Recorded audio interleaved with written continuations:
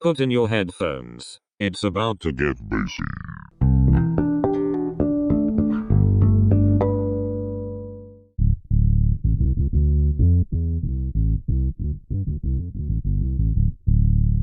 So today I'm going to be interrogating the MXR M288 Bass Octave Deluxe pedal. People always ask about the gear that I use in these things, so here is a quick rundown of every single item used in the video to avoid any questions. I'm playing my favourite ever bass, a Fender USA Deluxe jazz bass from 2005 in the very appealing candy tangerine colour. That is strung with some very, very, very dead Ernie Ball Cobalt Slinkies. The bass on its own sounds like this. I've got both pickups on full, no EQ boost whatsoever.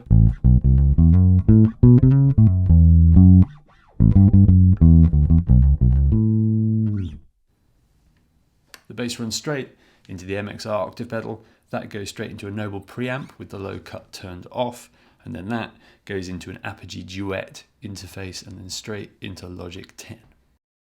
So we're going to take a tour around the pedal because the MXR has some additional controls and features that you might not have seen before on other octave pedals. So the first thing is that it's housed in a nice, solid, and above all compact, pedal board friendly chassis finished in a rather attractive blue sparkly paint job with matching blue LEDs. Very fetching. So, most obvious control, dry signal. It's just the sound of your bass going straight in.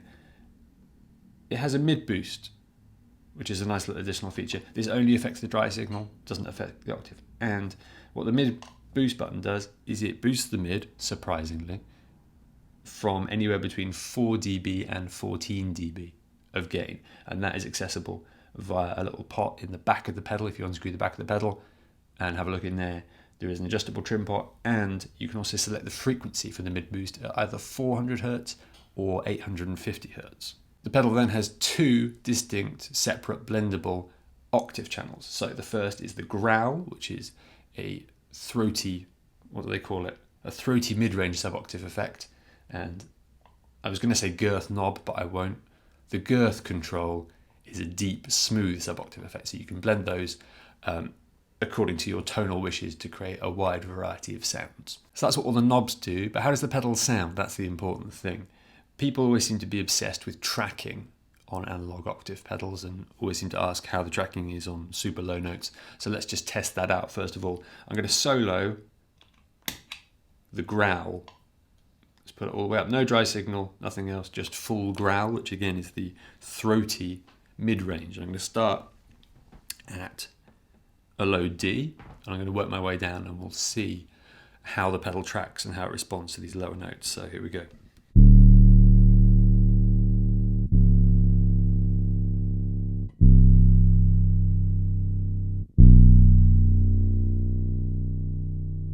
So holding firm at a low B.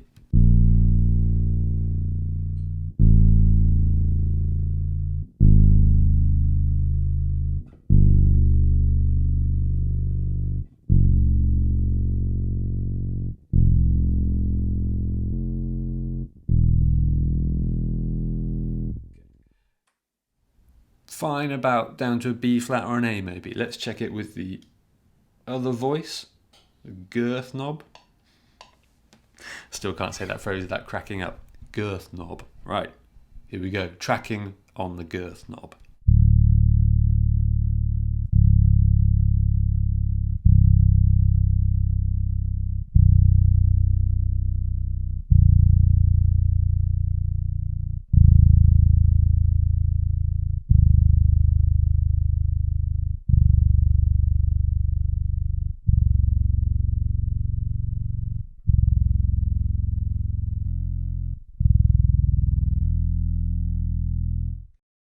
For me, one of the best uses of an octave pedal is faking the sound of a synth bass. And for those of us bassists who are too lazy or stupid to take up the synth bass, that's definitely me, or just can't be bothered to bring one on a gig, it's nice to be able to use an octave pedal to fake a lot of the sounds that you might hear on records and be asked to reproduce on a covers gig. So what I'm going to do is solo each of the octave voices, the growl and the girth controls, so you can hear how they compare. So first of all, we're going to go full growl. No dry signal, 100% growl.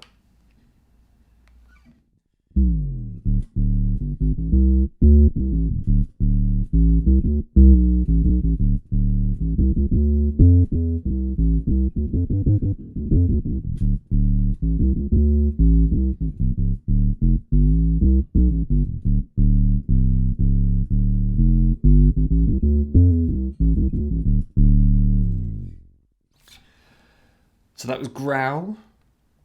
Over to the other side. We're going to go, wait for it, full girth.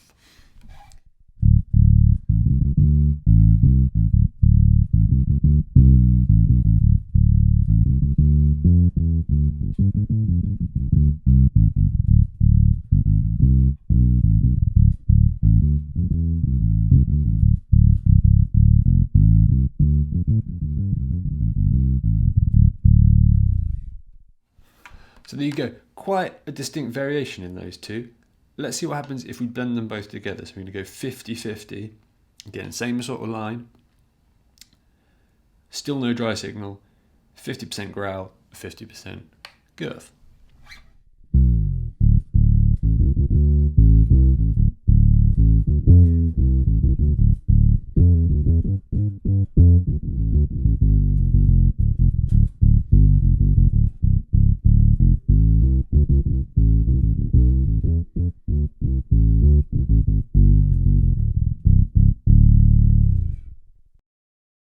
The other main practical use of an octave pedal, aside from impersonating a keyboard, is to use it on things like unison lines and lines that are played higher up the neck to fatten things out, to thicken up the texture of things, particularly if you're playing in a smaller ensemble, like a trio, then it might be useful to kick it in and get a bit of sub-octave support without losing your dry signal and getting too synthy.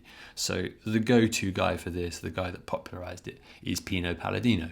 If you listen to his fretless stuff with Paul Young, particularly the track I'm going to Tear Your Playhouse Down, you can hear it very clearly there, and that has influenced a whole bunch of people, including Guy Pratt, who played for Pink Floyd for a while. He also played on Michael Jackson's Earth Song. You can hear some octave pedal stuff there. I think as well the end of Madonna's Like a Prayer, he does the same trick, and he says that he got it from Pino, so there we go. Everybody rips off Pino. The bass Octave Deluxe actually has a setting in the manual called Playhouse, which is no doubt inspired by Pino, so let's hear how that sounds. We're going to dial in some growl and plenty of dry signal. Let's try that. You can hear that we've got a nice amount of octave. We've also got a clear dry signal.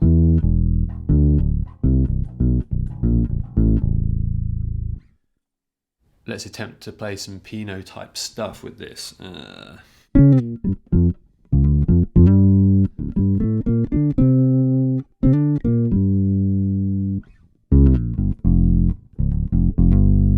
can hear it really thickens things out without getting too muddy.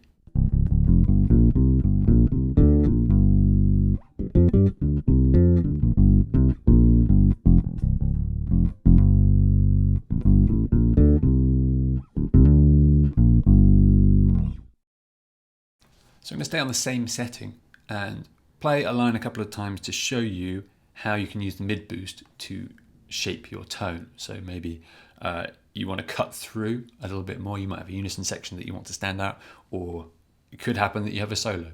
Who knows? Anyway, here it is. Same sort of line, played twice, once without the mid boost and then once with the mid boost.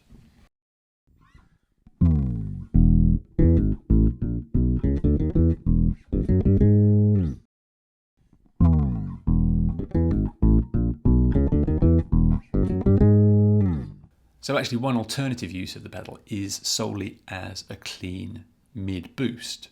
Again, not what it's marketed for, but a fringe benefit of having the pedal. So what happens if we bin off the octaves altogether and just keep the mid boost? So here's just the dry sound of my bass. And then with the mid boost,